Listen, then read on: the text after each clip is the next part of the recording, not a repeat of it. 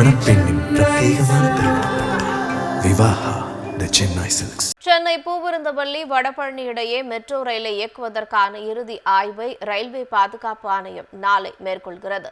சென்னை பூவிருந்தவல்லி முதல் வடபழனி வரையிலான ஓட்டுநரில்லா metro rail சேவை விரைவில் தொடங்கப்பட உள்ளது.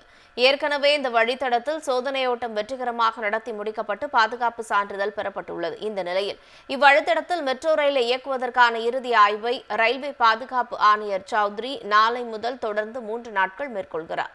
பிரேக்கிங் தொழில்நுட்பம், தண்டவாளத்தின் தரம், ரயில் பெட்டிகளின் வசதி, பயணிகளின் பாதுகாப்பு மற்றும் கட்டுமானம் குறித்து முதல் 2 நாட்களும் 3வது நாளில் மெட்ரோ ரயிலை 80 முதல் 90 கிலோமீட்டர் வேகத்திலும் இயக்க செய்து ஆய்வு செய்கிறார். மேலும் ரயிலில் உள்ள கட்டுப்பாட்டு அறை, தீ தடுப்பு கருவிகள், பாதுகாப்பு அமைப்புகள் மற்றும் ரயிலின் இழுவை அமைப்பு ஆகியவற்றை ஆய்வு செய்ய உள்ளார்.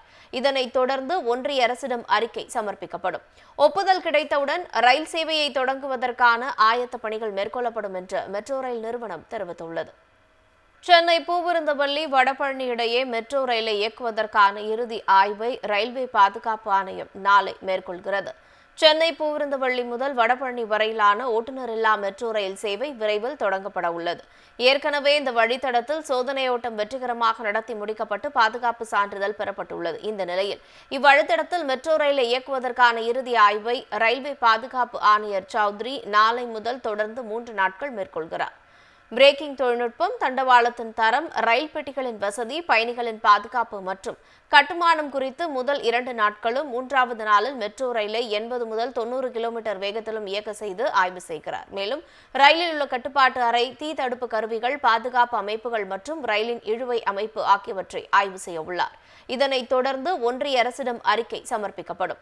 ஒப்புதல் கிடைத்தவுடன் ரயில் சேவையை தொடங்குவதற்கான ஆயத்த பணிகள் மேற்கொள்ளப்படும் என்று மெட்ரோ ரயில் நிறுவனம் தெரிவித்துள்ளது.